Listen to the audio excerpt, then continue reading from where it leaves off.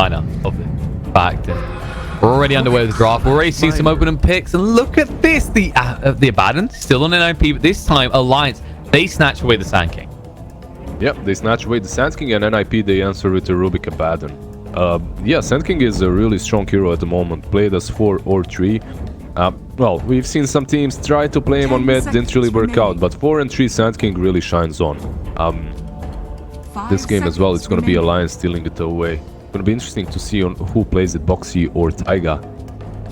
But Rubik already feels good, like Sand King, anything you steal from Sand King, it's alright. It's also a hero that in Alliance lost to play so much, so taking it away good. Most likely what we're going to see is Oracle again, right? Dire team I expect so. But instead, the Mirana. Okay, this is a hero we rarely see picked these days. Yeah, there's a reason she's really that strong. We've seen a resurgence of Mirana after Razor was picked a lot as a hero that can leap out of the static link, right? But even then, people stopped picking Mirana because they realized, alright, we're gonna win this lane, but after that, we're kinda useless. We're not really doing a whole lot. It's gonna be interesting to see how well Alliance are able to do with this Mirana, because if you are comfortable around the hero and if you build your strategy around her, if you have some setups for that arrow, it can definitely work well.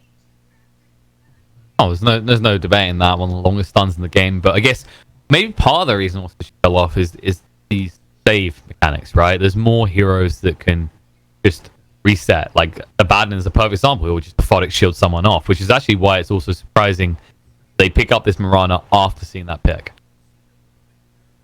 Don't get me started on the potential for a stolen Rubik arrow. If you want long stuns, that could work out.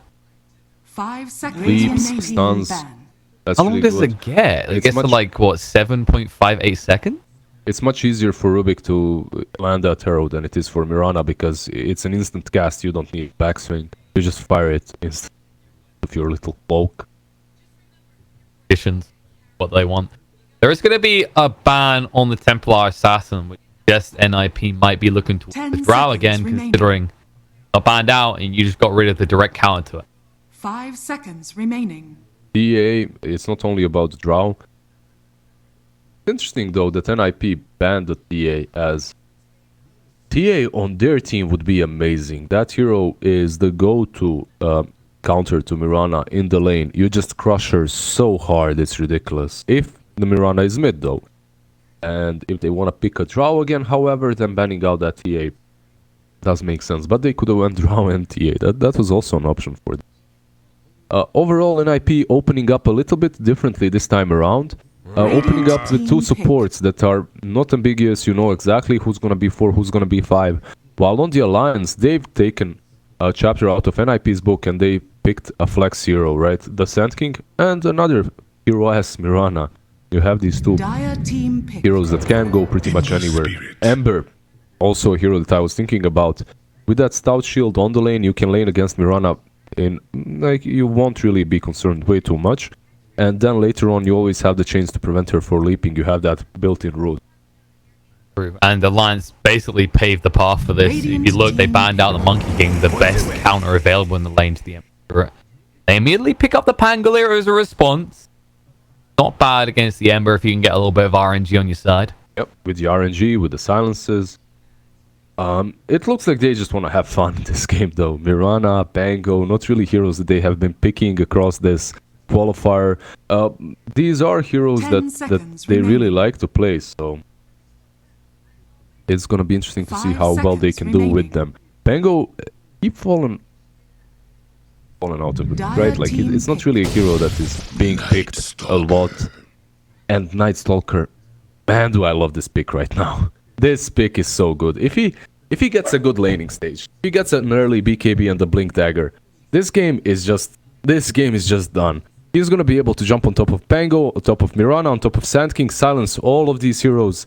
It's just a top pick right now in this game. I really like it. And you know what? NIP loves to play it. I've seen them play it multiple times in 3-3 on that offlane. The only problem that Night Stalker has got is the fact that he is awful in the first 5 minutes. Just awful. So we'll see how well he's going to be able to do in that first day. So that pretty much translates into the night if he's gonna be that beast during the night or just some scary Radiant little team ban. Night Stalker that just runs away from everyone. This is the panic, get him away from us quickly when it is nighttime anyway. And I think the thing to consider here is does it feel like does it feel like Peter got one up on Alliance with that Night Stalker pick? Because it was banned last game, and it's really good against the Pangolier and the Mirana especially. Or is this 10 kind of like seconds Insanium maybe has the form back at the back of his mind, but is this, if you were capturing this, is this the moment where you kind of sit there and go, oh, that's right, 33 plays one of the meanest Night Stalkers in the competitive scene right now.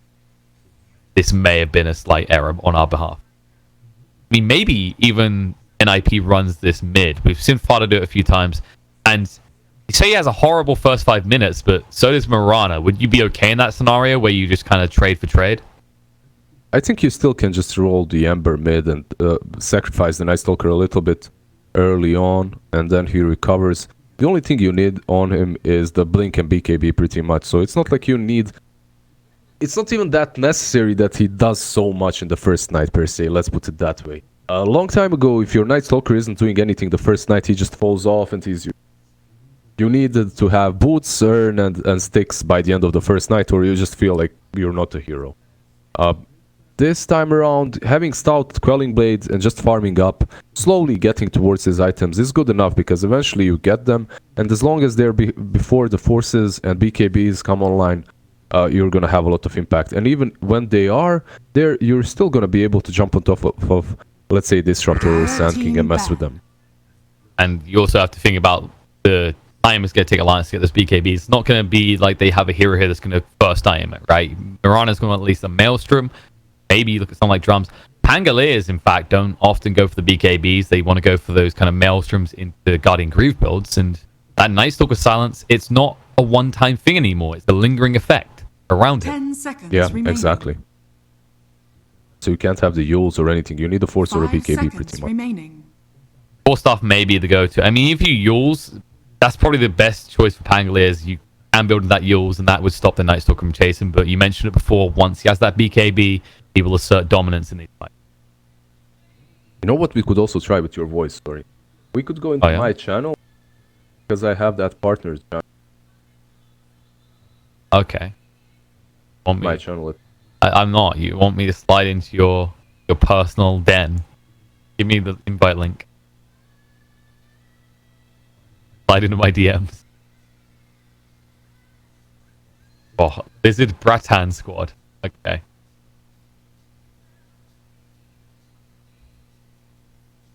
Okay, there we go. There we go. Nice. Doesn't it? Maybe it's better, but we'll see. Lizard Secret Hentai Stash. Radiant team pick. What happened to Weebs? PL? What happened to this guy? What happened to PL indeed? And they pick it. Ember is a decent hero versus him. As you have that AoE, right? But overall, PL with Diffusal, if he gets on top of you, it can be very problematic for Ember to deal with him. Can't really see the reason why they went with the PL such a brave manner, but overall they have the PL on Mickey. Most likely he's going to be able to scale very well into the late game. Mirana is going to be able to create a lot of space together with the Pango.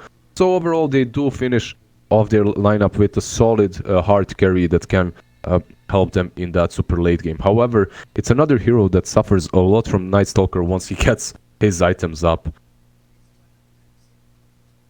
Yeah, this last pick can go back to bite them, but there aren't way too many carries left in the pool either that can be picked up. NIP, what can they be thinking about right now? Troll is banned out, Morph is banned out, Nyx, perhaps Sven. Yeah, Sven makes a lot of sense. Sven has been picked up by many teams recently, banned by NIP in that last game. A hero that Ace for sure loves to play a lot. He isn't really one of those guys that goes for a Midas way too often, but perhaps he can do that too. If he opts to go for a normal SMY, BKB, Power Threads build that he usually does, that would be fine completely as well. Even Echo Saber in this kind of a game. This basically gives them a full stable safe lane as well, because Pangolier, there's part of the reason he moved towards the mid is this hero is just hungry for levels. He's got some of the most pathetic starting stats in the game, and Now you're up against one of the stronger tier 1s, Sven, who has like, what, 64 base? I think it is. It's around that range. It's pretty high. Yeah, the problem with Pango was always the fact that he had very low base damage. Then it got buffed. They gave him like 4 more damage, and then they made him proc silence and disarm. So he got those 2 buffs, which made him stronger on the offlane. You really hit the nail on the head with saying that he needs levels. He needs to be rotating across the map early on with that one javelin, because he has a very early power spike with it. Absolutely. And I just double checked. It's 66 to 68 damage. You're going to feel the pain. Maybe Tiger can create a kind of zonal buffer, especially being this Sand King with Sandstorm against the melee. But it's going to be a sentry battle, right? And if he loses that sentry battle, I feel like Alliance lose that lane. Patience from Zone. There he is, the highlight. Boxy Pangolier. 9 commends in 25 matches. I mean, that's decent. There's the spam coming out. Alliance on point with their voice lines. IP being composed. Peter says, don't you dare join in. Excellent I'm going to start Saxo 33 together, which we kind of expected, right? Because the Fade Bolt reducing the damage does allow you to get early CS as a Night Stalker, where usually you'd struggle. Yeah, Fate Bolt overall is really good, that dual offlane, but Night Stalker just does not contribute whatsoever in this lane early on. He does have 2 stout shields and that Fate Bolt. There's a lot of damage reduction, so perhaps he's going to be able to farm. What else Saxa can do is creep skip, but what else he can do is die. If he runs into these 5 heroes over here on the high ground, Alliance is just ready and waiting, but they need to move out. 30 seconds away from the bounty runes. They need to move towards the bottom bounties as well. Get on the move right now. Quickfoot would love to get an early first blood. That's one of the big benefits of Mirana is you do hit that long range arrow, it's almost always a kill. Same time though, there is a bad on the other side. In fairness, if you do somehow force him to level into the Aphotic Shield instead of Mystical level 1 though, that is a small win for Alliance. See the bounty rune fight, Taiga is bottom, he has that Impale. Arrow. Next. And Rune gets picked up by PPD. He's thinking about it. He just wants the miscall. He realizes Ace is tanky enough. Washbuckle. Fire Strike in 2 seconds with the miscall. Healing him up. They can actually block him perfectly here. They blocked him. He can't move around. It's going to take way too long. Ace should be the first one. No, he sidesteps the arrow though. Ace is going to live. PPD on point with the miscall save. And Ace, that very crucial dodge. Yeah, Boxy is gonna be the one that moves back into the mid lane to play against Pata's Ember Spirit. I like this move a lot because he's gonna have a much better time on this mid lane, and also he can rotate across the map earlier if he does have that good time and early CS. He did waste a lot of mana trying to go for that Sven, but overall he didn't really lose way too much in terms of CS on that mid lane, and he went back on time. And this definitely addresses a concern we were having. Actually, you don't stick in mid, he doesn't get the XP, he gets pressured out by the Sven. But there's an argument that with the way that Sly Fist got changed on Ember, he's going to be just as much a pain in the ass as the Sven would be. Oh, well, I'm talking about that. Actually. Wow, that's an unexpected mistake from PPD there. Yeah, he got arrowed by Koikwa. I expected him to just suicide and that's it. That's why I wasn't going back to him. T-Tours. But yeah, he actually manages to die there with the stun and the arrow. They connected onto him perfectly. Point on, PPD is going to have to be a little bit more careful about this. Always got to be worried about that threat. They do have mangoes on the Mirana and the Sand King. They can afford to throw out a few. The good thing for NIP in this game and 3-3 on the soft lane is the fact that there isn't really a whole lot Instania and Mickey can do to him right now. They can spam him with Thunderstrike and with Spirit Lance, but 3-3 is fine, just farming with those 2 stout shields. He's gonna be alright, he's gonna have a good time early on in the first few minutes of the game. And then when the night comes, I think he's gonna have at least boots, sticks, and another item like Raindrop or something similar. So a lot of levels are gonna go his way for sure on this top lane. Then once he does that, Saxa, it's Rubik's the type of hero that loves to get the opportunity to just stay in lane and just snap smack. Big boon to get him towards 6 very quickly. Bot lane, however, there's always that loom of threat towards Sven, which actually they can't really kill the Sven. They have to go for Abaddon, right? Because of that orthotic shield. It always has to I be a mean, target. if he gets low enough, then perhaps they can try, but killing either one of these two heroes isn't really easy because of the aphotic shield, right? But they did manage to kill PPD already. The problem is, they gave the first blood to Koikwa. Mirana on the offlane is one of the worst heroes to give that first blood to, as she gets those two raid bans earlier, she gets, let's say, phase boots, and suddenly she hits so hard, you as a carry cannot sustain yourself against her any longer. Luckily for Ace and his Sven, he does have PPD to spam Mistcoil on him, so he's gonna be able to at least have that advantage here. And the courier is being used. That was a big lag spike. Okay, guys. Now, you wanted the Arcana that badly. There was a price that had to be paid. Ability. Exactly. Get back in this. Looking good for Ember so far. 15-2, top of the CS chart. Not really much box you can do in these early levels. If he can get his hands on a quick javelin, then yes, he can start to compete. That's a long way away. The CS battle for sure on that lane. Not really doing that well. Ducks on the top lane is getting really low, but it should be fine. They raise the kinetic field, they don't really get on top of him, and he survives. Seems like they're trying to burn through all the regen and prep that first nighttime so that Zax can never back up the night. Yeah, but Saxa does have that salve, so he's pretty much baiting it all out, and he's fine again. Especially that stick, able to stack up the charges on the side. They cut a lot of these trees to ensure Insane is always in vision when he casts those Thunder Strikes. This turned into quite a quiet start, you know, not too much bloodshed. There was that one unexpected kill, but these lanes, you expect them to remain quite stable until the first night. Yeah, you pretty much always expect PPD to die early on with the Abaddon, as he's gonna suicide, right? This time around he just wasn't careful enough, and Boxy, he almost fell to Fata there. Barely lives and has that bottle to heal him up together with the healing salve. True, he was caught off guard, you know. Fata actually went for the 1-2-1 build instead of maxing out the Flame Guard, and PPD, he's done it again! Yeah, he shows his head, and they lob it off. The stun and the arrow, and he dies. Saxa, he's going to go down. He puts out the Fade Ball. A lot of damage done. Insane will walk it off, though. 33 can't do anything. It's still not nighttime. They just knock their salves together. They say cheers. They heal up. It's the regen room bot, but TPD already picks it up. Foxy's going to be very upset about this. He's going to be ran down. No, swashbuckle, yeah. Oh, he could die. Sneeze the chains, but Tiger's there with the stun. Oh, nice stun. It covers him just in time to go up with the Slight Fist. Long range, gets it. Fata, beautifully done to get the kill. He could have went for the Searing Chains, but he knows the Sandstorm was available to Tiger. Yeah, Mirana, Koiko was trying to connect, trying to help them out, but he was just way too far. Now 33, up to level 4, feeling bulky. He's able to remain in this lane on his own, and it's almost his time to shine. 15 seconds away from runes, 15 seconds away from the imminent threat of the Nightstorm. Tiger stunning them out in the meantime. Ace has man goes for a stun. There you go. They would sentry down. They actually hit up on Tiger. They have to back away.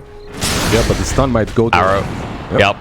Orthotic shield. He's stunned up. Abaddon will go down again. You said you expect PPD to die sometimes. And that's 3 deaths now. None of them denies.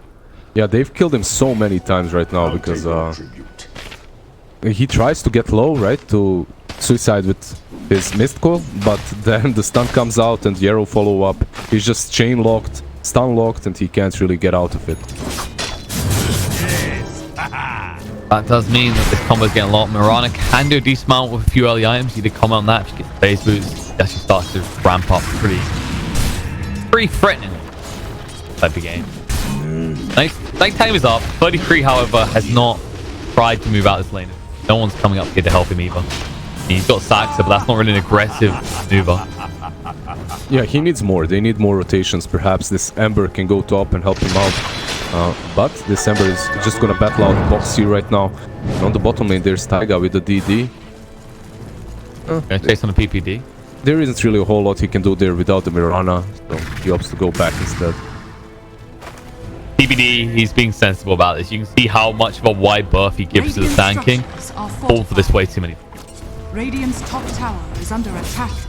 Foxy was trying to actually win the exchange to the mid, but the problem is always this. Farda can just remnant and go back to base. Oh, Roll Thunder coming out. They caught the Ember. Lane guard is down as well. Gonna keep stunning him up. Farda gets the remnant out though. Enough lockdown from Boxy and Swashbuckle. Boxy is actually very lucky. Insania on top lane though. He falls. Not so lucky. Yeah, not so lucky. But you expect that. Boxy was very lucky that his Swashbuckle propped and that he got Fata silenced, because if he did not, Ember Spirit had chains there. I'm pretty certain he could have went for a kill there on the Pango, but he manages to silence him and then roll out. This is that type of lineup, the matchup rather, that does get pretty threatening from both sides. Usually Ember is the type of hero that is involved in those kind of situations. But Pangoliers, more recently, we're just used to seeing them get their own way, right? They just swashbuckle in. If they get proc, they kill the people. If not, they just back away.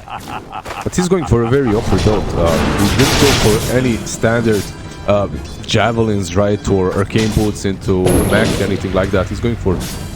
Seems to be just a chainmail right now queued up. See what after.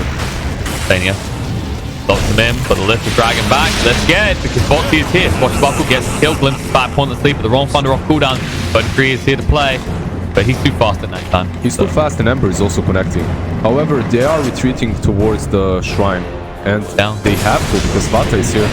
Yeah, this is bold from Fata. He goes pretty deep, he's silenced up, and he will fall 33.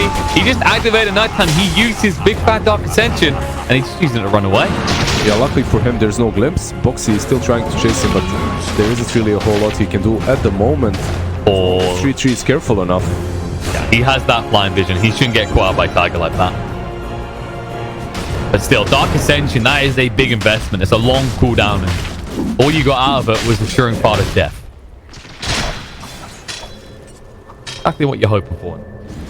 PPD lingering mid right now. Fata can't make plays on the Boxy at this point. The only good news is that he's not going for that javelin. I think that is good news because it would just enable him to kill so many people, right? Yeah, I'm not certain really what he's going for next. He has the chainmail just queued up right now, but that's not really like any build that I've seen before. Usually what I've seen from Boxy is either that early javelin or he goes for arcanes. He's going for phase boots instead. He's a really good Pango player, so we'll see what he can do across the map after this laning stage has settled down.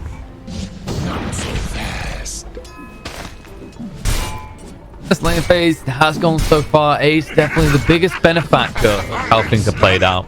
All that attention on a PPD dying so much has enabled him to solidify a lead at the top of the CS chart. Yeah, on top of the CS, not on top of the network chart. So far as Mirana is doing really well, as he did get a couple of kills on that Abaddon. PPD has managed to feed a lot. It looks like Ace might be going for a Battle Fury as he has that Ring of Health, but Taiga is there down on the bottom lane. And they're looking for an angle to strike, but yeah, Abaddon instantly ports in. And PPD is like, if you try and stun him, if you try to stun Arrow, I'm just gonna shield my carry and that's gonna be it. Look what happens because of this. They go top. They wanted that to happen. They had the ward down spawn out, and now 33. Just as nighttime ends, so will his life. Take a while. He's a bulky boy. Inevitably, he will pull Rolling Thunder towards the rune. Boxy will pick it up. Stuns up the Rubik as well. You better get a secondary kill. Chasing through. Swashbuckle's there. And they even get the Rubik. So they get the Rubik, they get 33 as well. The problem for 33 right now is the fact that it's daytime, right? So he needs to be very passive. He needs to go back to farm. He can't really just make these aggressive moves any longer. Then again, he does have Dark Ascension off cooldown and a medallion. Maybe he can try and get aggressive with someone here. Foxy needs to be careful about how low he lets himself get against the Ember Spirit here. He had that salve, so he's pretty much baiting him out. He's forcing him to waste his mana, and then he goes back with Swashbuckle and Shield Crash, and just gets up to full HP. Tried to make a move on bot there, but Tiger was quick to get out. Stax's rotation doesn't amount to anything in the end. Rana, you looking right now? Well, you've got the Miracle Hammer. Need to get the Javelin next. He's gonna go for the Maelstrom build. It allows her to farm a lot faster. She has really good attack speed on her own, so that's gonna boost her farming speed and attacking damage a whole lot while Ace is still just waiting for that Battle Fury that's gonna allow him to farm faster, but that's pretty much it. That arrow used on the bottom lane to get rid of the catapult. Also, I didn't say that Battle Fury is alright versus the PL. Ben, trouble. Wrong Thunder. Chasing in. Ace can't even get his stun out. They try to protect him, but maybe too late. Throws out the stun on Tiger, but he's dead, and Tiger's still alive. Dax are hiding in the sandstorm in the meantime. Fata is wants to try and zap him. Nothing coming in right now. Boxer needs to back away from this. Got the swashbuckle to escape. Remnant in. Sidesteps in the meantime. The Fable does get the kill on the Tiger. Now they're going to converge on the Boxy. And she'll crash up at the high ground though. And Fada can't afford to invest that final spirit. Yeah, he had one more spirit, but if he goes there, chances are there's 3 of them, right? So he just dies. It's good that he didn't attempt that kill. As he got the double damage rune, benefits from that. He goes back into farming mode and he lives to fight another day. I want to make a play on him as well. Saying he does have level 6 or smoke. If he could get close enough, it should be an easy kill to wrap up. It's one of the biggest power spikes for the Disruptor. He got it a bit late, but it's still fine. He has that smoke of the seed. He can smoke up with the Sand King per se. And PPD just feeds again. It happens. It's PPD. I'm pretty sure all of his 100% kill rate quite for killing Abaddon so far. So he killed him like what, 4 times? 4 times. He's actually killed him 4 times. That's one of the reasons why Mirana is doing so well when it comes to network. She's second, almost first, just behind the PL. Could he make it 5? He doesn't want it. The option would be there, though. There's a fight on the top lane, and this Mirana might port in to try and defend the tower. He is Static Storm. Fada trapped him. Roll Thunder. The ambush from behind. They're going to get bamboozled. Fada is going to go down. The 33 activates the Dark Ascension again. Not a good one, though. Glimpse back into the Burrow Strike, and he'll die. And this 33 Night Stalker, usually such a dominant force in games whenever we watch him, he's had 0 impact.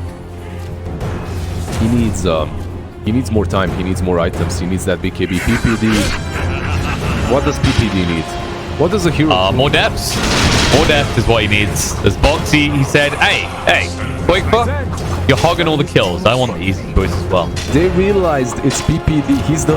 You know when you're playing versus a 5-stack and they have... Oh. Arrow connects. Quickfoot is out of control. Quickfire has had a really good time on that bottom lane, and after that he's just rolling out of control across the map. PPD has died way too many times to him, and you can see Korkwa on top of the network charge right now, taking over that PL for 500 gold. He's doing really well. Okay, because I'm gonna say Nike's not. It's not like he's farming bad. So the mid game plan is going well, and they have a fallback plan if this goes late. What's the move for NIP in this situation? Because they clearly are falling convincingly behind. The net worth didn't convince you, the 3-4 farm, because your Sven is going for this Battle Fury build. He's not ready to fight. He's not going for like SMY, Blink Dagger or anything like that, Echo Saber even. And because of the fact that he's going for Battle Fury, he's gonna come online a little bit later, so your options are limited. Top lane, Koikwa. Going in, rolling Thunder, chasing on the Saxa. Stun him up once, that's enough to bring him down. PPD shows his face as well. He's still not level 6. What was that? That's a death. Bliss. The tower will lift for a moment. Coming up. Fada can't get them. On the bot. Here gets one. Ace gets the other. 3 go in the Wave Alliance. Pretty confident. They at least denied the tower. That's the consolation prize on the side of NIP. They deny the tower, but they lose, what, 4 bounty runes? Did they get any? Ace did get one on the bottom lane, so that's something, but overall, they aren't taking any good fights so far, and this Mirana is just getting stronger and stronger, getting even closer to that Mjolnir and BKB. That BKB is a huge power spike for them. I wouldn't even mind seeing that BKB picked up next by Koikwa, but I believe what's gonna happen is he's gonna go for Mjolnir first, yeah? He has the recipe already. It's a confidence play, right? Because if I think the fair point would be if the Night Stalker was ahead or in control in some way, wasn't completely crushed like this, then you go BKB first, right? Because he threatens you. We've seen what happens every time he jumps in, he dies. Dire's top tower is under attack. Taiga, He's not even hard jumping. He managed to use his epicenter. They tried to go onto the Ember Spirit, but they just failed to do so. And Fata gets out random. Yeah. Quickpa. Well, maybe that BKB would have been a good thing. It's caught out here with the rotation in and moving towards top. They want to get their hands on that tier 1 tower. There will be a push on the bot in the meantime by Nike. He cut the trees to ensure that no one can sneak in without him knowing. there a dust? No, there's Oh, there is. It's too late. 33. He just used the Dark Ascension again. It was a good attempt. He moved towards the shop so that he can switch Windlace with the dust, but sadly for him, it was just enough time for Sand King to sport out. By the way, you can switch them anytime, but this way, when you're switching No next to the cooldown. shop, no cooldown, exactly. Also, Tiger's blood like that because they need to kill him. They're going to try again. This time they'll succeed. An important pickoff. It looks like NIP is ready to fight. With this first night, well used. 3-3 already got 2 kills on the side of NIP. They got Koifa and they got Taiga too. But they have to be careful because of the glimpse, man. Yeah, arrow. Oh, nice stun coming out. Ruby with the stolen arrow connects on the Epoxy. The real arrow is going to come through now. Ace still in that static storm. They're trying to protect him, going to get him low. 33 forcing him away with the silence. Now, Roll Thunder will be activated. Sax will stay behind. If we can get the rest out, he'll be happy with that. But this should be Alliance now pushed on for tier 1 mid. Farda going to be scared away. The defusal is up and online. Glimpse back. He mistimes everything. Going to go for the Remnant Battle. Man on Farda now out of life. With the creep wave here, Alliance will look to take the tier 1 tower along with 2 heads from the side of NIP. Yeah, that defusal by Mickey just making short work of that time. He did manage to put the Remnant down, but first and foremost, he tried to dodge the glimpse of the first Remnant or something, which didn't work out for him. And then he wasted a lot of time casting that second Remnant, so Mickey had the freest time of his life taking all of the mana away from Ember and then just killing him afterwards. But overall, they just need that BKB as soon as possible on Koikwa. Every single time NIP wants to take a proper fight, they can jump on top of Koikwa with the Night Stalker and take him down. So overall, Alliance is doing well, but they're not out of the woods yet. They're 5k ahead, but it's just because of that extremely good laning stage that they had. Maybe the solution is to take the Night Stalker out of the equation, but as we just saw there, they move across the map trying to make those plays, but there's already wars down from PPD to ensure that 33 isn't as vulnerable as he was at the start of this. In fact, he's getting to be quite a bulky boy. Items now, you can see what he's heading for. Tank up a little bit and then get some magic immunity inside afterwards. Thania, I need to get a value out of his static storm before that point arrives. And, well, this is not how you do it, by dying. DPs are coming in. A little bit too late to help. Box will still commit, though. Trying to move across. Yours is there. Arrow through. Nope. 33 sidesteps it. Run a little bit too far away to actually take advantage of that combo. Boxy will roll Thunder out. He's not going to risk this. He knows what they want to try and do and turn around on him. Yeah, they pretty much forced that Rolling Thunder from him. So that's a small victory. Besides killing Insania and his Disruptor, obviously. Well, they should maybe be able to push in on this tier 2 top. You can already see the the Pajamas have invaded the dire jungle, so Alliance won't get that back anytime soon. Nighttime will run out of 30 seconds, but with the Dark Ascension available once more, 33's biggest priority at the moment is just ensuring he at least gets the second level in it to reduce the cooldown and increase his damage output. My biggest issue that Alliance has got right now is that they have this very tanky Mirana. She is pretty much the second heaviest hero on their side. They have PL with 10k net worth and then Mirana with 8.2. But she cannot fight. She's not able to fight as long as there's Night Stalker jumping on top of her. She needs this BKB very fast. If she does not get it, the next team fight, if Night Stalker manages to jump her, it's just gonna be horribly bad. It is punishment for 3D Outfield. Tiger being poked onto the top lane. The dust will reveal him. Go for TP away now, and is in time. Yes! 10 HP. He makes his escape. Gonna activate Nighttime, going in the Quickfire. Once again, the greed and no BKB being punished here. The swashbuckle through, they're gonna keep him alive. No Quickfire leaps away. The Yule's perfectly done. 33 still hunting, but can't find a Fire Strike, stuns him up. And on the side, they chase with an 8. He's out of mana and out of life. EK just looking to overwhelm him here. They're gonna steal. Saxon goes up the high ground. Look at this, just get away with the Fire Strike TP out. DBD will do the same with the borrowed time activated. They can't bring anyone back. The glimpse wasn't timed by Insania to get him back here. And 3-3 manages to get out as well, as he flies over the trees, and Glimpse is not there. Overall, they did manage to save Koikwa and his Mirana very well in that fight.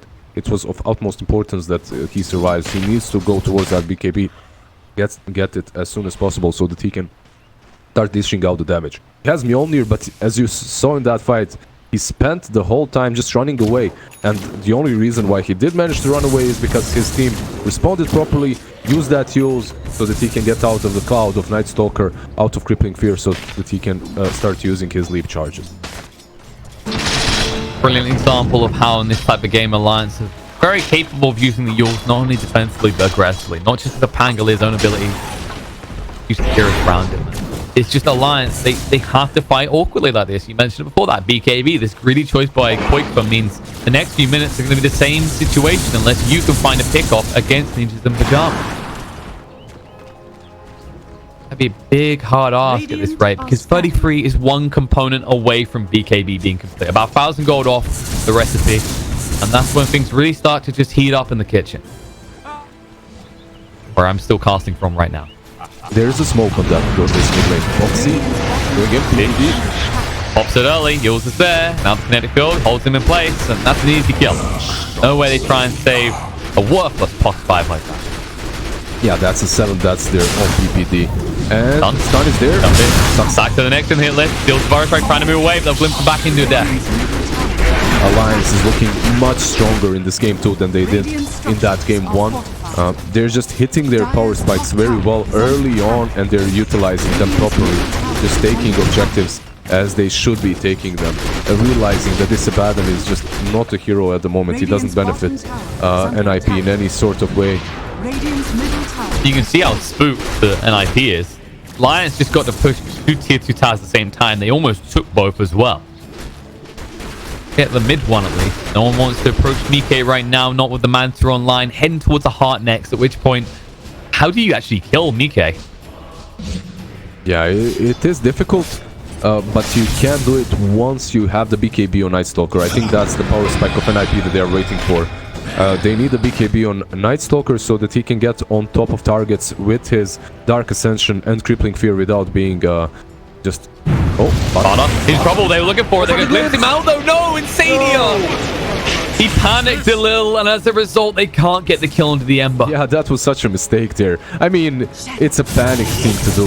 Definitely. Ace, mid lane. Going in. Don't find a crew. Ace, mana. He's going to go down again. PPD, helpless. He can't assist in any way, but these Jules is ruining everything, and now they're going to ruin his face forever. They just burn through him. Sanking could go in the top lane in the meantime, as Father punished Tiger for engaging on him. Ember did manage to take down Tiger on the top lane, but at the same time they lost Ace and they lost Abaddon, and now the tier 3 is going to be pressured too. But also Quick in the bot lane. They activate Dark Ascension lift. Jumping in, Quick for punished again for this build every time. Thinking he could be away from his team like that. They were ready. That forces Alliance back. That forces Alliance back, exactly. That's why that is so bad. They took down Sven, they took down Abaddon, but they can't pressure this tier 3, and they aren't going to force any buybacks because their Mirana was not there with them and she died. But again, that's NIP just realizing where Alliance is weak and striking exactly at that target. And right now, that's obviously the Mirana Koikwa. He is 8-7. He is having a blast. Such a good game, but at the same time, he's unable to dish out any sort of damage in these fights, as that BKB is not there ready and available for him. This is just a pure example of how itemization can be punished in game. Exactly.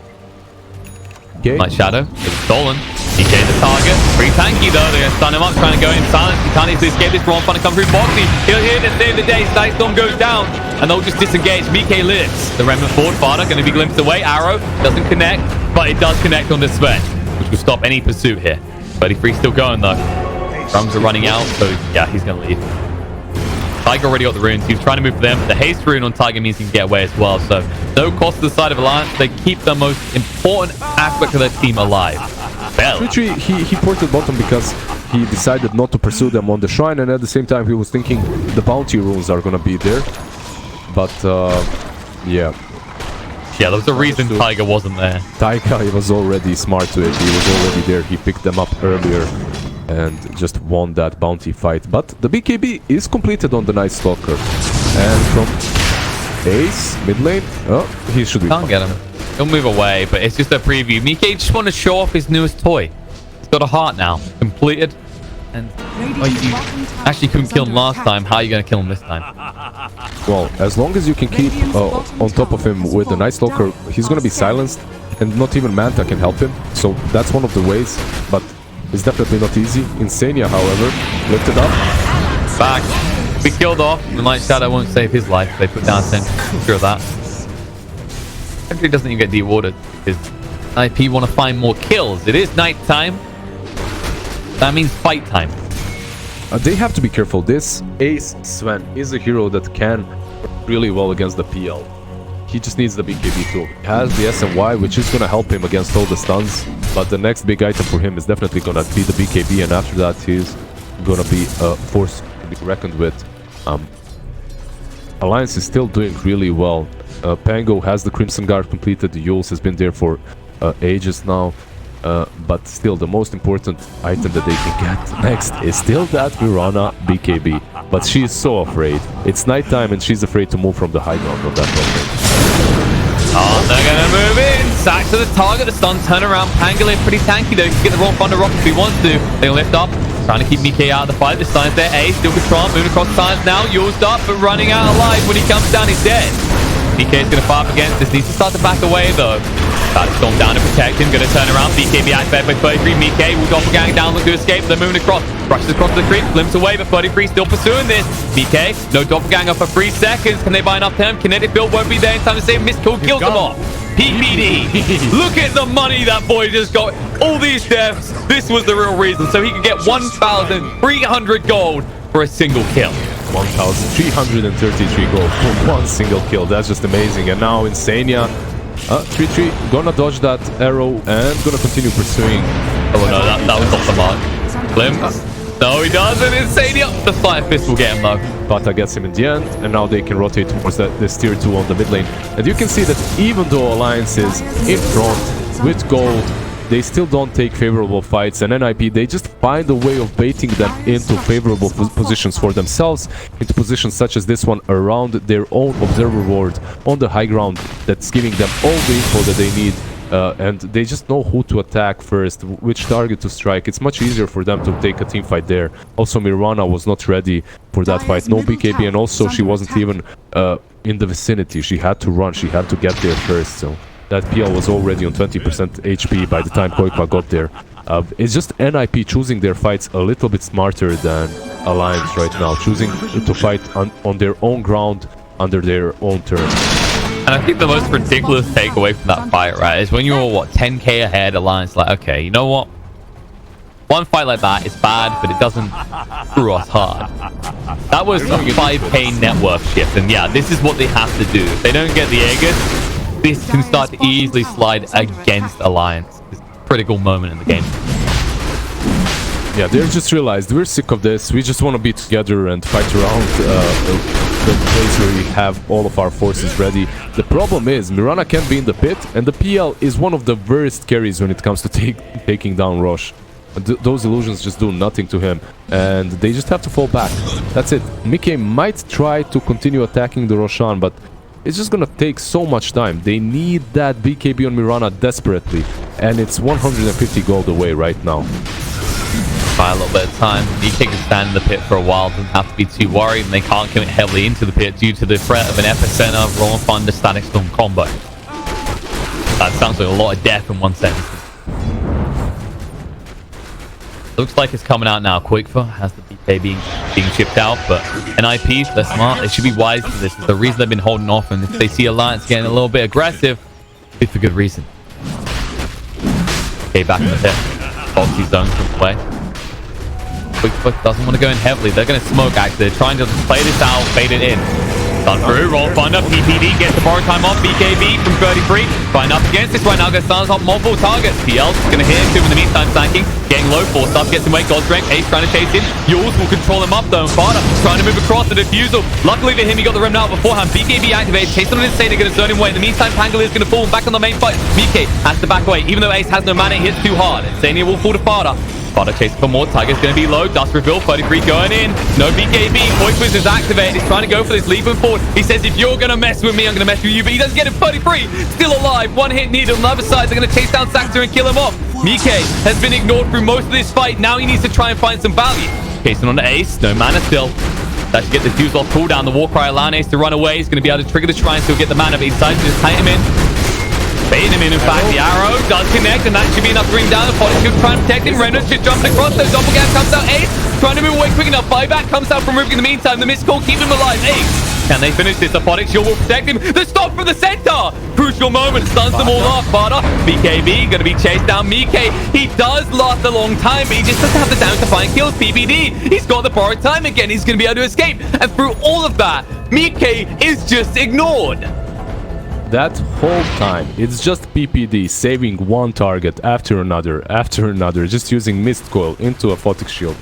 He's pretty much the reason why Ace did manage to survive through that fight, together with that cute little tree eating with Battle Fury that enabled Centaur to stomp 4 targets, that enabled Sven to run away. Honestly, they can just go back to Roast. That's the good news, because the problem for Mike right now is Mike is like those loot crate accounts that try and add me on Steam, right? Right now, everyone around him is just hitting the ignore button. It's the problem. More lag coming out, apparently. That's a little rough. I don't think that resume is intended. It's one of the best ways of dealing with the PL at the moment. If Sven does not have God Strength, and if you don't have a nice Stalker there to prevent him from doppelganging away, you can't really kill the PL, so you ignore him. If he goes on top of Sven, Sven is forced to fight.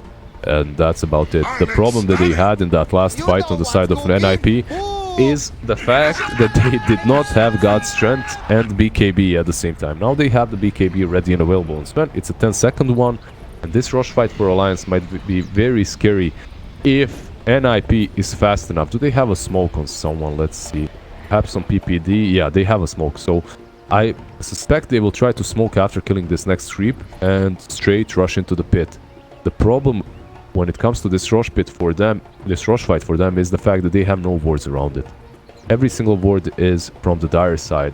So they have good vision, and vision just wins you half of the team fight every single time. It's one of the things that lower tier teams have to learn for it, is that you have to fight around your wards. Never fight where it's dark unless you're completely forced to. I'm not certain that they're completely forced to fight this rush, but they could perhaps give away the Aegis and live to fight another day, farm some more on Ace, get another item like a small crit on him, and Shiva's on the Ember Spirit. That would help them a ton versus the PL. Even if you do give him Aegis, you can just kite him like you did before. I guess there's a bigger concern, a possibility here though, Liz, right? Like, we just saw Mike, we saw he's unkillable, gets ignored. Are you not scared if they give the Aegis to Quickfa, the damage they can do? Yeah, that's definitely a problem. That Aegis to Quickfa and his Mirana would make him one pretty mean pussycat, so perhaps you would have to contest this. We'll see. Does Night Stalker have his ulti? 25 seconds with no ulti. Nighttime is not there yet in 3 minutes.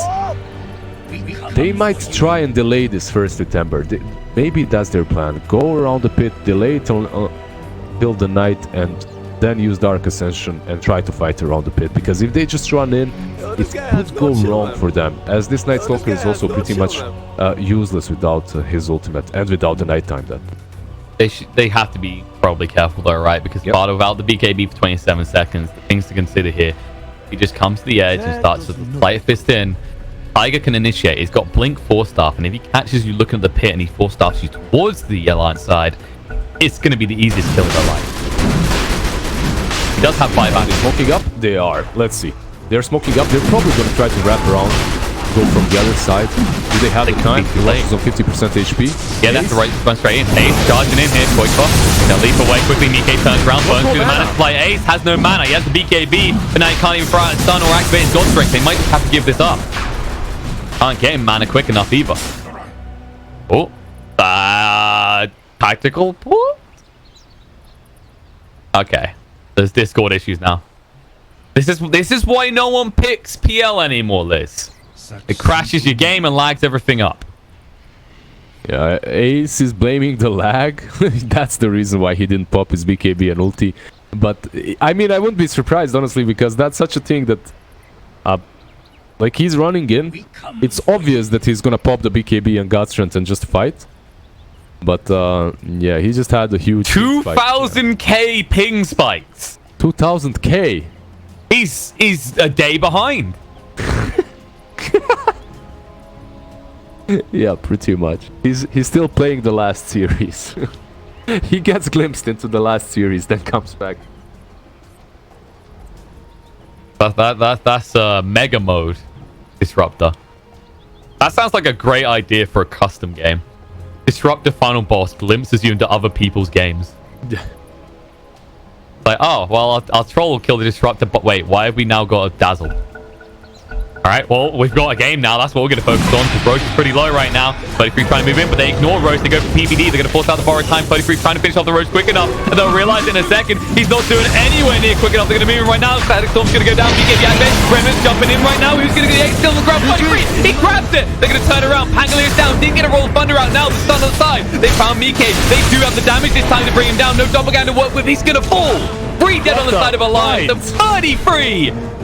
It looked greedy, but it was the right play. With that extra Dark Ascension damage, he slays Roshan, and he gets himself a second life. Yeah, they bought themselves those extra 20 seconds that they needed for that Dark Ascension to come off cooldown. Then he goes from behind, and you know what's so good about it is the fact that 33 is the hero that wants to be on top of them because of that AoE silence. And they all went like underneath 33. He wasn't even chasing anyone. They all had to go there because he was hitting Roshan, right? So they couldn't use any spells. That was just brilliantly played by them. Just the execution of NIP is one step ahead every single time in this game so far, and in this series versus Alliance. Every time Alliance, every time they have the game in control, NIP somehow manage to slip right through their hands and take it back into their own. And they strike the inner sanctum of the base first. Oh, There's going to be a glimpse back. A price must be paid though. Fada, nope. Be able to move away. It's the Remnant, yeah. Probably not the best target to go for. You must be feeling so bad if you're Alliance right now. You just lost your tier 3. The shrines are open. They can go for those. PL is alive in 5 seconds, but there is God's Strength ready and available in 9. Calm down a bit. I mean, the good news for Alliance is that while Nightstalker did take that Aegis away from them, it's not like the Aegis is on the Ember or the Sven. These guys that really could punish you. Don't get me wrong, 33 can go pretty deep. But if you had to choose, if you let him to, he's gonna go so deep, and he wants to go deep because he's a Night Stalker. He wants to be on top of them. He wants to go deep. He wants to use his crippling fear. And now you have a problem. Even if you kill him, he's gonna come back and stalk you again.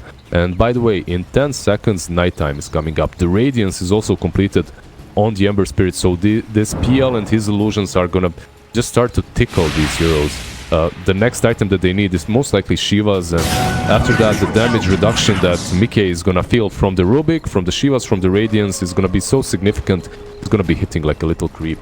And this is the time to shine. Like, this is the do or die mode. If Alliance can survive the next 5 minutes, they will be able to reach level 25 in PL. They will be able to actually reach their late game potential. But I don't know if Ninja and Pajamas are gonna give them 5 minutes. It's like the day 100 in They Are Billions, right? It's like this is the final moment. If you can survive this, you can survive anything, but it would be a big ask. Ninja and Pajamas, instead, they're content to take their time. They want to push out these lanes to make sure Alliance finds no value elsewhere. They're just very disciplined. You don't want to rush anything. You're still playing versus a Sand King. He can defend the high ground really well with the Disruptor, with the Boxies, Pangolier. You don't want to do anything rash right now. Just save up your time, get another item. This Sven is moving very close towards his Assault Cuirass, so you're gonna have that. And the armor is gonna be there, the damage, mitigation from the Radiance, from the Fate Bolt. And after that, all is said and done. The proper play is always the same. You smoke up, you try to ward up around their shrine, around their high ground, get the pick off, and then push. And the Alliance doing a good job of keeping these lanes pushed out to make sure that NIP always have to tend to them. The question is whether NIP just reaches the point where they say screw it. No, if we're going to go down one lane, we're going to breach your base. Might just do that. Mid pushing in like this. They need the target. They're going to move across right now. Lift lasts long enough to ensure his death. Probably shouldn't have been that far out, but the thing is, he was the furthest behind because the rest of his team is in the Radiant jungle, apart from Tiger. Are they going to try and push this or not? Perhaps move towards that tier 3 on the top lane even as the creeps are pushing in. Ember, the problem with split pushing the way Koikwa is trying to, it's very difficult to do it versus Ember as he just puts one Remnant behind, he goes defends and comes back to his team. Top tower is under attack. And the good thing for Alliance is that actually NIP, they weren't sure. Given where he was, if Insania had buyback. He is in fact short. But they didn't want to risk the potential of just going to that choke point and a static storm being dropped in their face. A lot of composure, a lot of restraint coming out from me. They got some time still working. Aegis will be reclaimed soon. There it Aegis is reclaimed right now. So they lost that on their Night Stalker, and perhaps this is gonna give some courage to Alliance to go outside of their base, but it's very difficult for them to find the right way of approaching NIP right now, as NIP has taken control of the map, and yeah, they just can't see what Alliance is doing at every single point in the game. If Mirana is split pushing bottom, the rest of them are just hiding on the high ground, it's obvious. Instead, they're going to try and cross and stop these pushes coming in by cutting the waves through. I mean, Moonlight Shadow, Alliance lingering around. They could try and make Plan Sparta, but be bold. Reinforcements coming in. Fire Strike.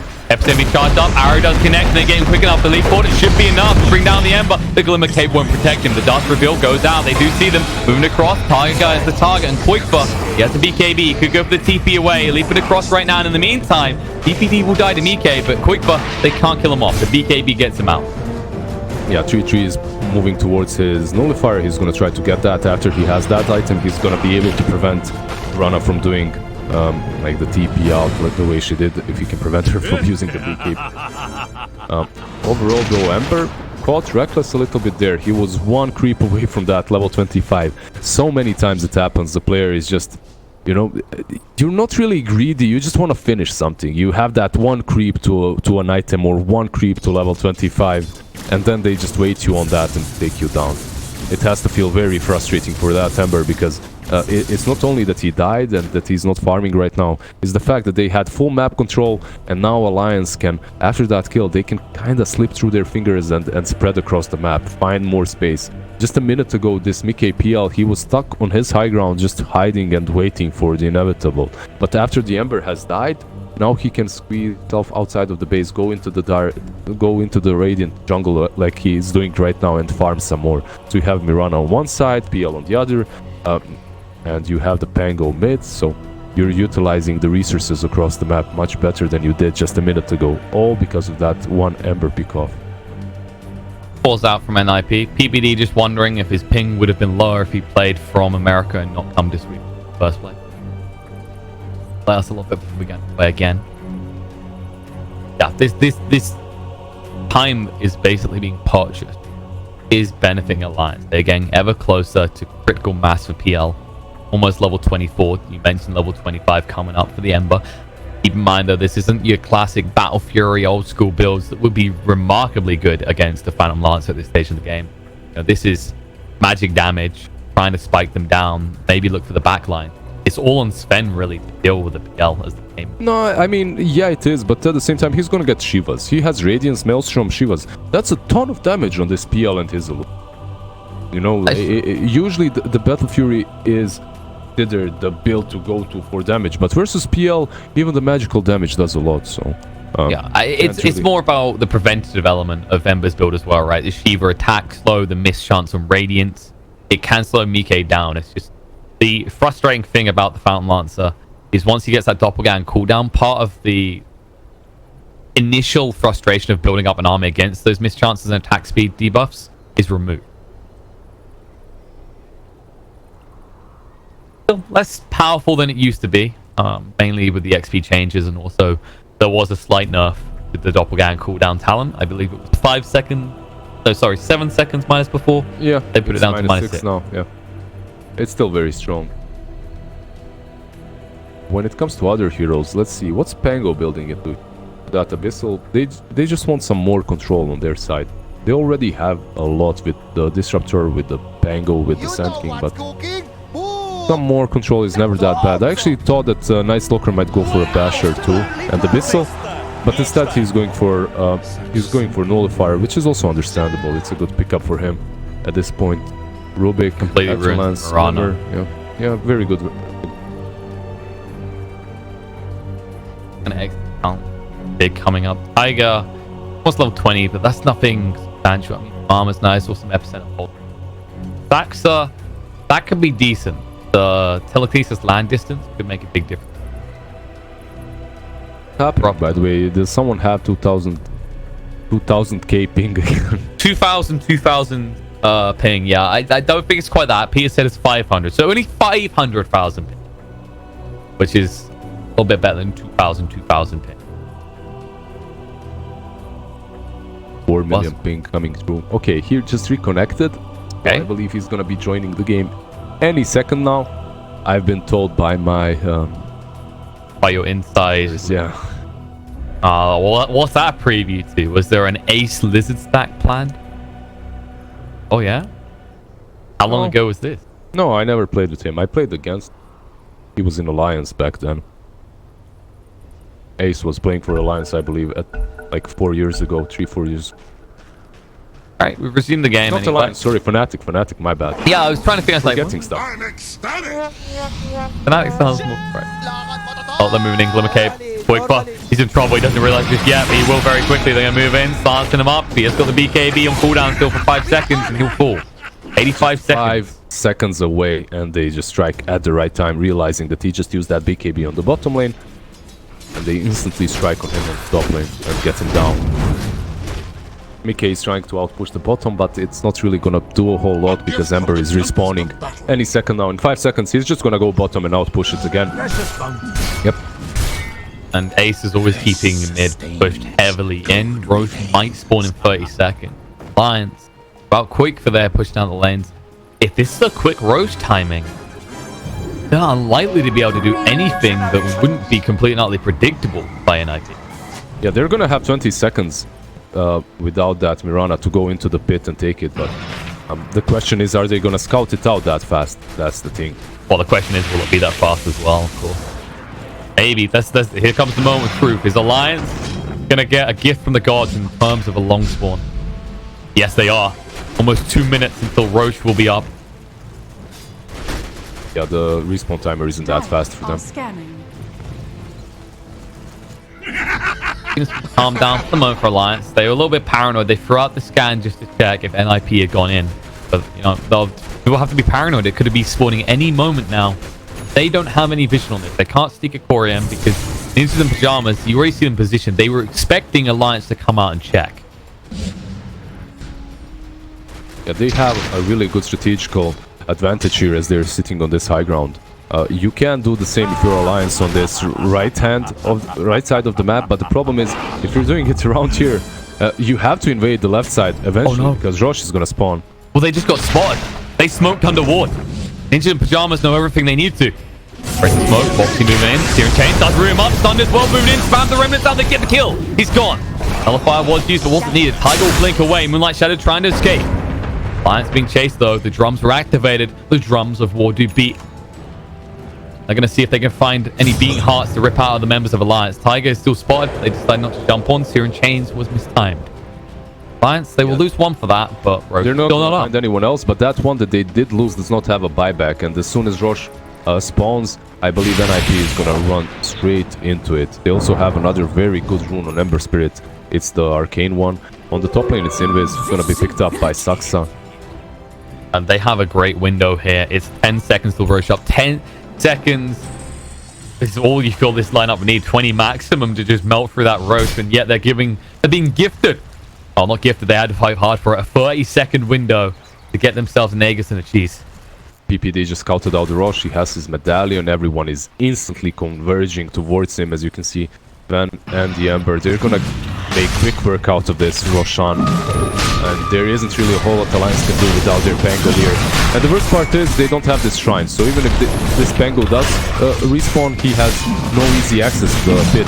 So this is gonna be cheese, and an Aegis picked up.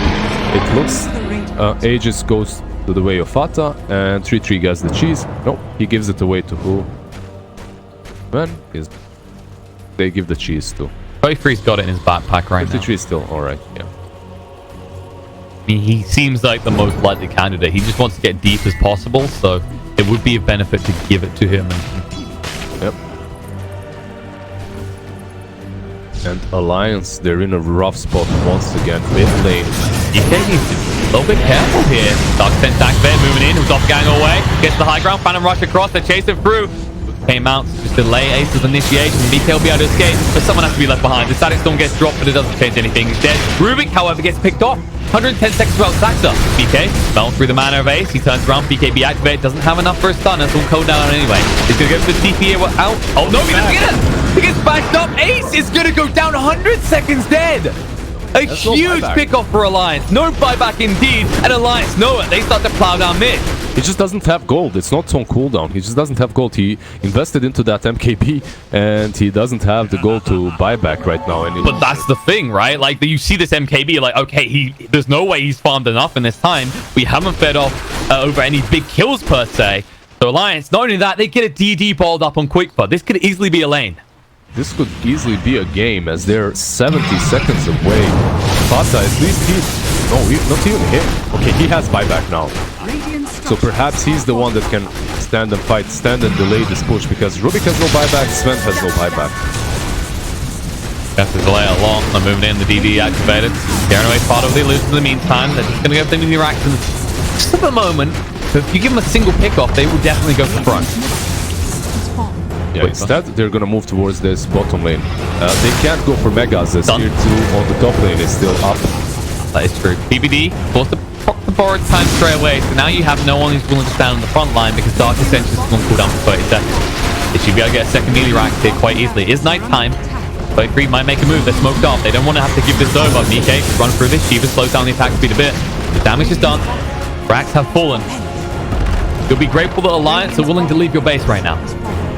They pop that ulti, White Shadow, and they just run the hell out of that base because they took everything they needed. They took down two sides. At this point of the game, you're playing versus Sven and Ember, so taking down two sides is good. It's not game. So Freak's going in, Nullify on the quick, but he's already activated the BKB. He'll go for the TP away before it connects, and he's out. Done. BK, he's been left behind. He's going to get caught out and killed. 100 seconds dead. He does have buyback. Yeah, he was trying to doppelgang onto the low ground, but he wasn't doing it for some reason, so he was just running back and forth. It was one of those, movement bugs that usually happen, I think. Nothing more. Even if he did manage to doppelgang onto the low ground, he still would have gotten caught, as he was left alone, and he probably dies in any case. I think for Alliance, Quickfizz, it sounds insane, right? You're this late in the game, and think about the net worth that PL has. It's kind of weird, but Quickfizz, to an extent, more valuable, because while PL survives, it doesn't give you the damage yet. They take people out. The buyback comes out. That's forced down pretty easily. Glimpse, short range, and filled onto an illusion. They'll hold. It costs them a big buyback, and Ninjas and Pajamas, they'll be happy with that. They'll back away. They're super happy with that because it gives them an opportunity to take down that PL and off of that win the game in the next couple of fights. Also, keep in mind that they weren't forced to use any buybacks in the last push, right? Ember Spirit survived. He has his buyback. He just needs to farm it. Same goes for Sven, I believe. Yeah, he has farmed enough gold to have that buyback right now. Well, pretty much everyone has it on the side of Alliance. They just need the gold for it. So their game plan strategically would be, let's get the gold for buybacks, and then let's try and chase Alliance to give us a fight.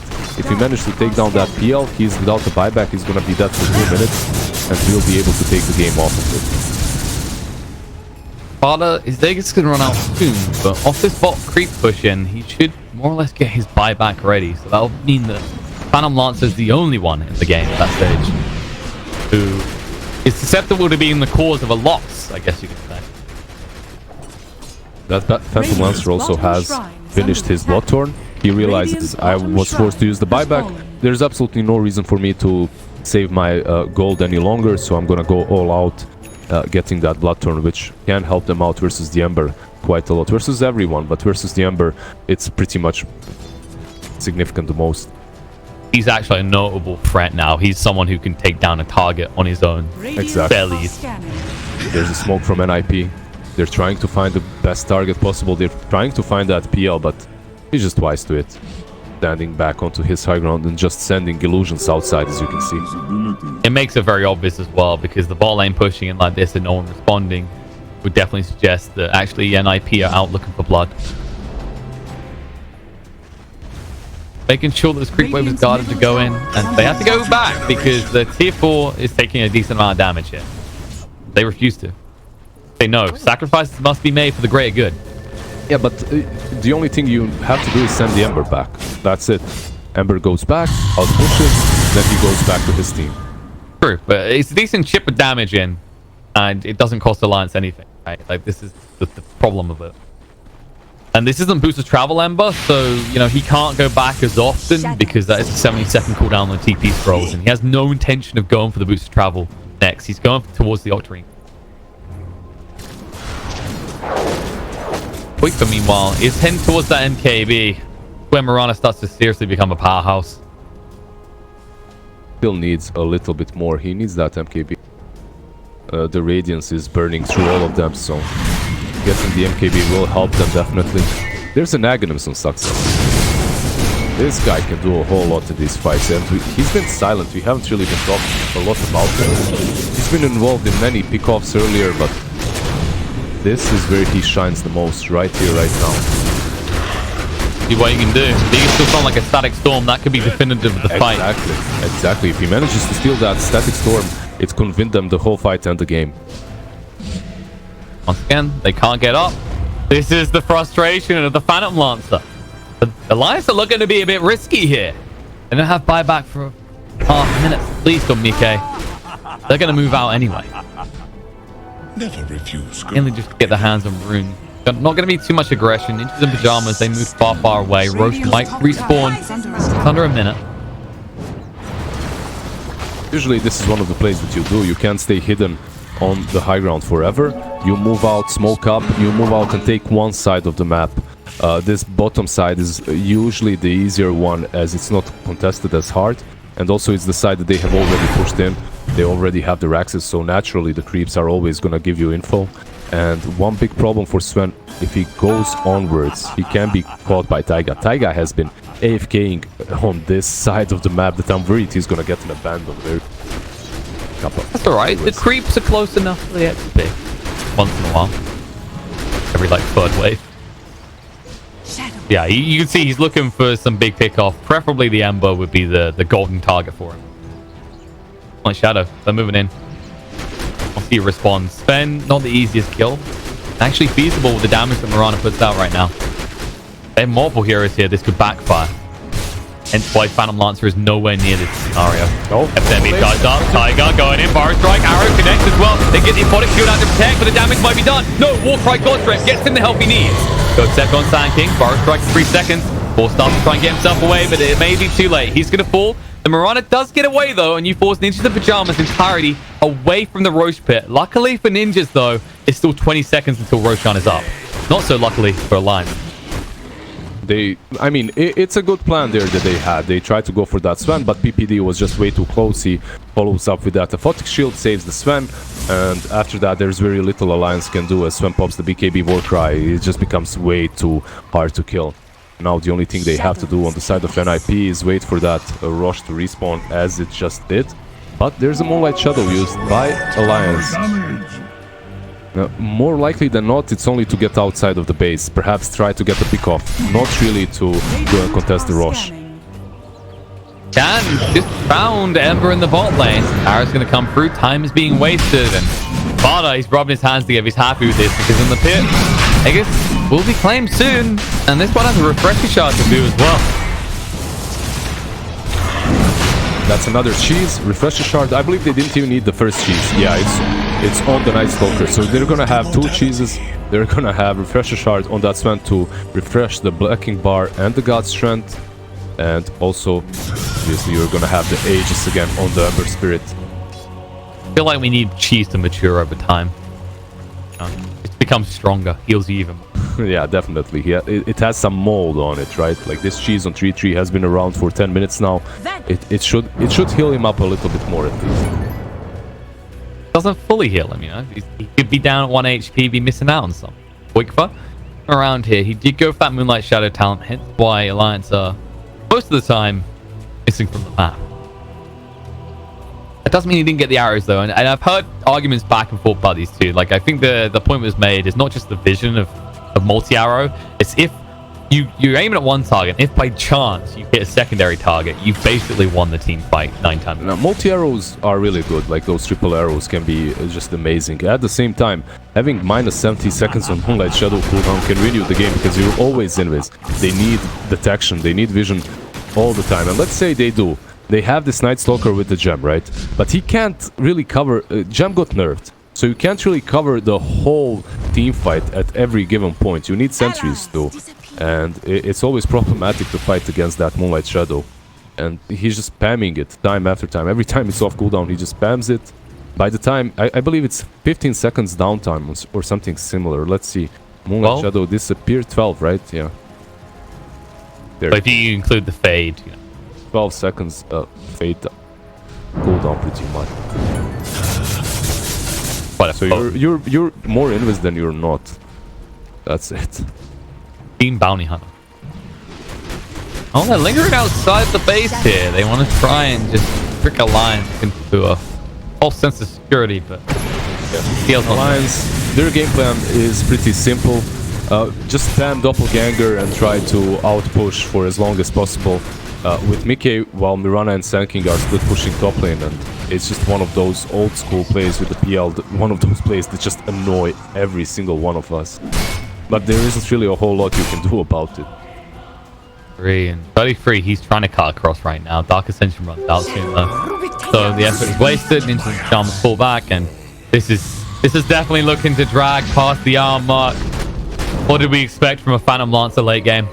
That should help. Imba strength, now rekindled. By themselves a few more minutes before the Aegis gets reclaimed, and even then, Ninjas and Pajamas, they haven't been forced to use these cheeses, they'll just start to stack them up. I even do the same with the refresher shards. Days on top lane, actually. If Mirana and Sand King had the info that was necessary for them, they would have went on him, but they do not see where Night Stalker is, they do not see where Abaddon is. Because of that, Ace is just happy to farm it outpush without being punished. Dania, a little bit close. But this also goes down to what Alliance have been focusing with their vision, right? They know Night Stalker's going to be ward everywhere. They know that a lot of time NIP's controlling. Oh, they jump in. Stun's going to come out. Ace in trouble. Activates the BKB and TP's away there. Mirana couldn't get close enough. He could have arrowed, but he didn't want to because he thought there was a medium creep wave here, I believe. So he leapt in and then he was trying to go a little bit south towards the stairs to fire that arrow. Maybe the move is pick up a Nullifier next. But do you maybe, like we've seen that in the past on the Phantom Lancer, Mike is more obsessed with magic community in this game.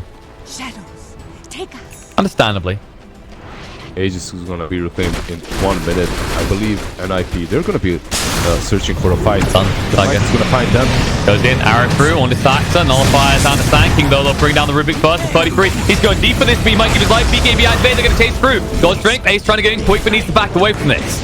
He has got any leaps left. Limps will get Ace away, but not far. Quickly goes down. Static Storm won't protect, and now PPD with the borrowed time stays alive. BK looking to move away right now. Swashbuckle to just deter them a little bit. Silence out. 33. No mana to burn through. He's the cheese to find him to the bane of him deep. But Mike trying to chase, but can't find it. Wrong. Find a Foxy. Pursuing through for a target right now. Buyback forced out of the Sanking in the meantime. Mike just looking to back out. Too risky now. They lost the Mirana. They can't find anything here. They lost the Mirana. They lost the Disruptor. Taiga was forced to buy back. After that, all has happened. You just have to run back with PL and Boxy's little Pango. You just can't afford to lose anymore. Calm down, reset a little bit. The lane's still always pushing in towards Ninjas and Pajamas bases, courtesy of those 2 sets of Raxes that are missing, which means they can't really capitalize on the death of Mirana. Which will be thankful for it. So they smoke up. And it's just, these smokes are never connecting. The only people who really ever stick themselves out that far are Tiger and Quickfire. One of those combos is dead. Maybe it's just a plan to get down some new water. They're just waiting for the runes at the moment as well. After the 40-minute mark, both runes spawn right at every... Just be there at the right time. One good rune completely for you. Getting the double. Absolutely. Won't happen right now. Arcane Rune in the bot. The Invis Rune does get picked up. Now, gotta look again at XP. Who's left to go? PPD almost has his 25. I mean, miscall AoE, that's nice, but there's nothing super ridiculous here for an average 25, right? Absolutely perfect. Shadows. Product shield's decent, but it's not like it scales on top of that. Daxa, that could be decent. The Photic Shield is legit. I think that's what he's gonna go for. Mist Coil AoE is fun, but the Photic Shield is definitely what you go for. Oh, jump in. Is he quick for Nullifier out? He leaps, but it may be too late. The final leap's going to be used. He won't get a chance. The BKB is dead. 100 seconds gone. And Tiger, he's next on the hit list. They do see him. They run him through. He knows he's gone. The combo has died. Just that Blink Dagger picked up by the Night Stalker. Well, let's say 15 minutes ago, but finally coming to good use as they blink on top of that Mirana. They used the Nullifier. Crippling Fear was not there on time. She managed to deep out and try to save herself, but it just wasn't good enough. Now they do have the buyback on Mirana, but Taiga does not have a buyback. And There is buyback. very well aware of that, yeah. Oh, stun coming out. Well, Sven, he doesn't have a second life to work with in this push. He needs to be careful. Down to half HP. Stands to fight BK. BKB activate. Glimpse to get one of them away. Ace still standing his ground with the BKB. Group's got to slow us down a little bit. Moving him right now. Mirana needs to contribute her damage though. Rolling Thunder coming through Boxy, looking for a target with the Moonlight Shadow. They can't quite see it coming, but 33 reveals it all. BK going pretty deep. He's the cheese. Stacks are going to stay alive. Sand King is still nowhere to be seen for 70 seconds, so this is their best opportunity. Mike thinks he's going to tick out. They find him. The BKB on fire allows them to do even further. Thought the buyback comes in, but Disruptor's already dead. BK got a lot of work ahead of him. Just do or die because NIP don't want to leave your base.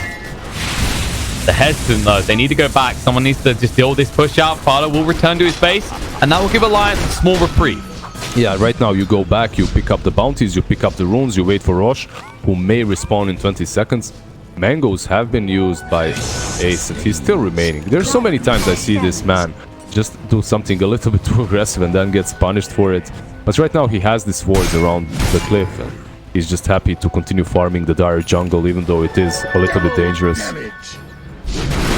Thankfully, that AC gave him so much armor that Mike didn't really do any damage.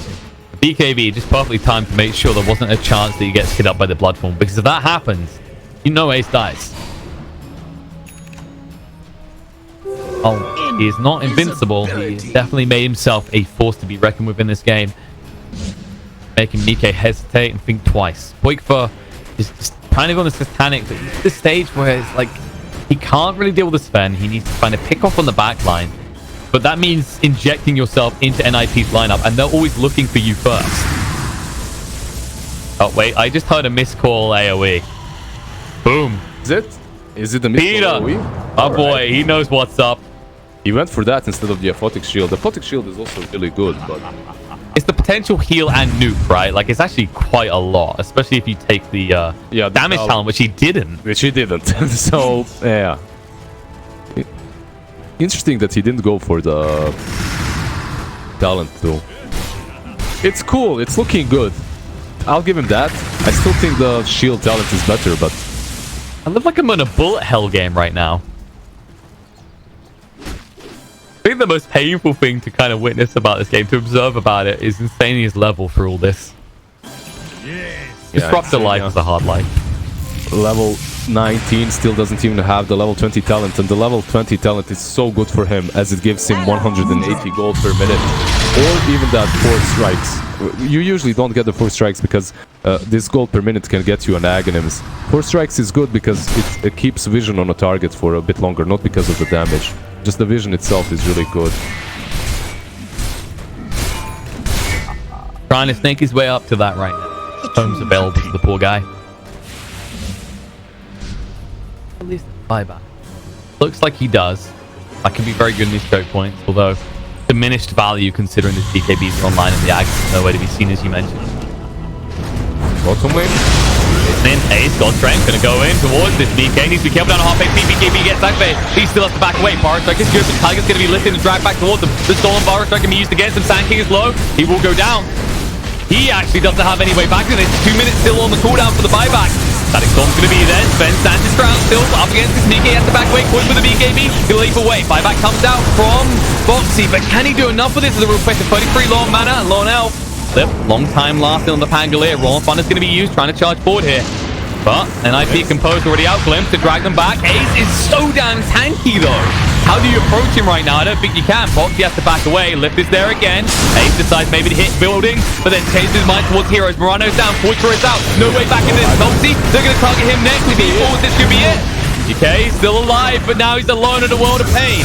How does he hold the rest of NIP back? I don't think he can.